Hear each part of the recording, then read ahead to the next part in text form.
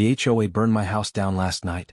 I stood in the ashes of my family home, clutching my daughter's teddy bear, the only thing I could save. Behind the charred remains of my front door I found a note. Join or leave. This is your final warning. What those power-hungry HOA tyrants didn't know was that I wasn't just a stubborn homeowner who refused to join their association. I was Judge Michael Pearson, known in 3 counties as the Hammer, and they had just committed arson against the wrong man. Before we start the story, please comment down from which country are you watching. Don't forget to subscribe. Oakridge Manor looked perfect from the outside. Every house had the same beige paint, identical mailboxes, and perfectly trimmed lawns. The Homeowners Association ruled with an iron fist, issuing fines for grass half an inch too tall or garbage cans left out an hour too long. My property was different. My grandfather had built our farmhouse long before the development existed. Our 5 acres with the old oak tree and red barn stood out like a sore thumb among the cookie-cutter homes. When the developers bought the surrounding land 15 years ago, they tried to purchase our property too. My father refused. "This land is our heritage," he always said. When he passed away last year, I inherited the property and moved in with my daughter Sarah after my wife's death. The peace and quiet seemed perfect after 20 years presiding over the most violent criminal cases in the state. The trouble started immediately. Victor Harrington, the HOA president, was a former corporate lawyer with slicked-back gray hair and a permanent scowl. He showed up at my door the day after we moved in. "Judge Pearson," he said with a thin smile, "your property is an eyesore that's reducing values throughout Oakridge Manor. We'd like to formally invite you to join our association." "No thank you," I replied politely. "This property predates your development by decades. We're not part of Oakridge Manor." His smile vanished. Perhaps I wasn't clear. "Your non-compliance is not an option." I looked him in the eye. I'd stared down murderers and gang leaders in my courtroom. This man didn't intimidate me. I believe I was clear as well. The answer is no. That was just the beginning. Soon we were buried in complaints. My fence was non-conforming. My barn needed to be removed as an unauthorized structure. The tree in my front yard dropped leaves on their perfect sidewalks. I ignored them all. Legally, they had no authority over my property. But they escalated quickly. First came petty vandalism.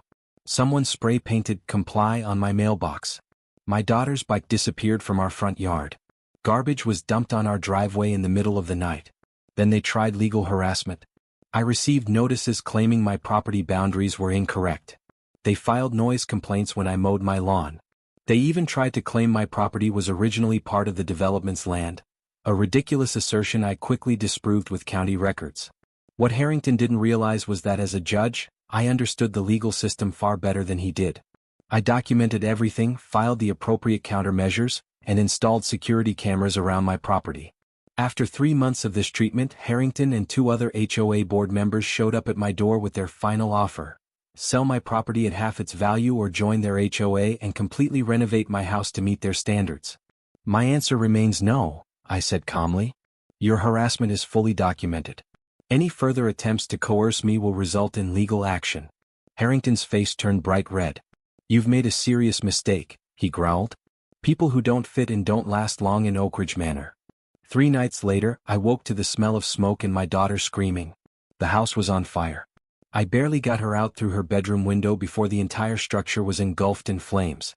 The fire department arrived quickly, but our home was already gone.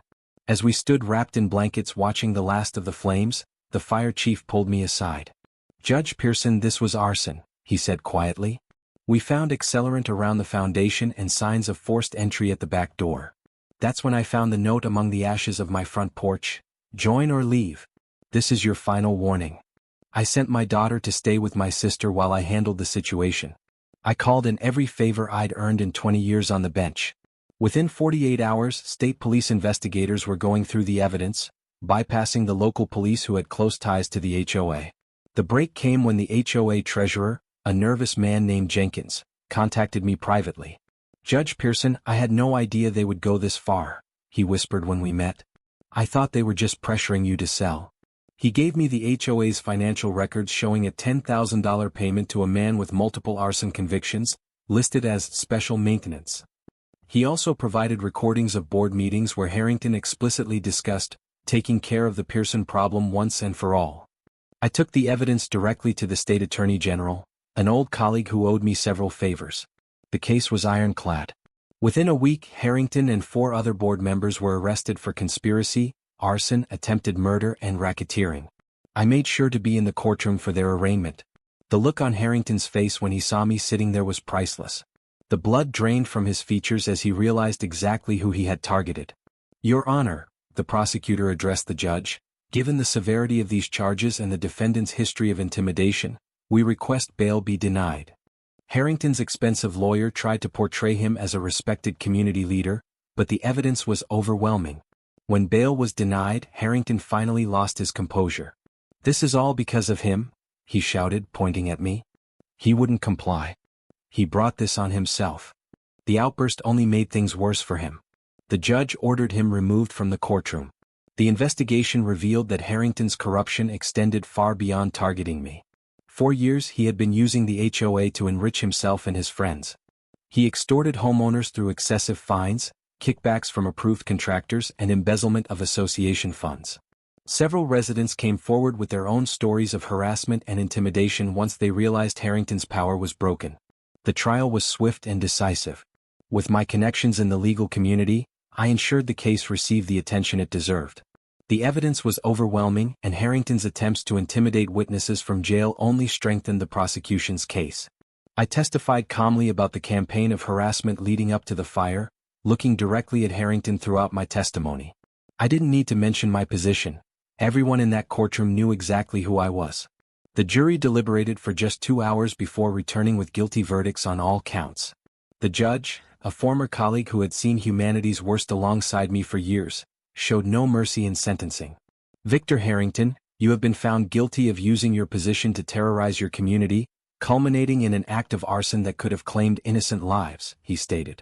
"I sentence you to 25 years in state prison without the possibility of parole for the first 20 years. As they led Harrington away, the reality of his situation finally seemed to dawn on him. He had thought I was just a stubborn old man he could bully into submission. Instead, he had attacked someone who understood the legal system better than he ever could, someone with the connections and knowledge to bring his entire corrupt empire crashing down. In the aftermath, Oak Ridge Manor underwent significant changes. The HOA was completely restructured with new bylaws that limited its power and increased transparency. Many of the excessive rules were eliminated, and the community began to feel like a neighborhood rather than a prison camp. I rebuilt my house on the same spot, still a farmhouse, still red with white trim, still different from every other home in the development. The old oak tree had survived the fire, and I made sure the new house complemented rather than overshadowed it. 1 year after the fire, I hosted a neighborhood barbecue on my property. Nearly everyone from Oak Ridge Manor attended. Children played around the oak tree while adults chatted and enjoyed the food. My daughter, who had been traumatized by the fire, now ran laughing with new friends. Mrs. Wallace, an elderly woman who had lived in fear of Harrington's fines because her arthritis made yard work difficult, approached me with tears in her eyes. "Judge Pearson," she said, taking my hands, "what you did wasn't just for yourself. You saved all of us. I can sleep at night now without worrying about getting another threatening letter." I smiled and squeezed her hands gently. "We all deserve to feel safe in our homes, Mrs. Wallace." 5 years later, Harrington remains in prison, his appeals repeatedly denied. The man who once ruled his small kingdom with intimidation and fear now lives in a 6 by 9 foot cell, just another inmate stripped of power and prestige. Today a small plaque stands beside my front door. It reads, "Justice prevails where courage stands firm." It's a daily reminder that even the worst events can lead to positive change when faced with integrity and determination. The HOA burned down my house because I wouldn't join their association. They thought they could intimidate a quiet widower into submission.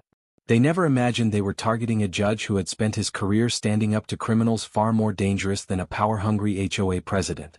Their mistake cost them everything while our community gained something invaluable: freedom from fear and the chance to become what neighborhoods should be, places where people look out for each other instead of policing each other. Sometimes the worst fires forge the strongest community. And sometimes, those who rule through fear unwittingly teach us the true meaning of justice.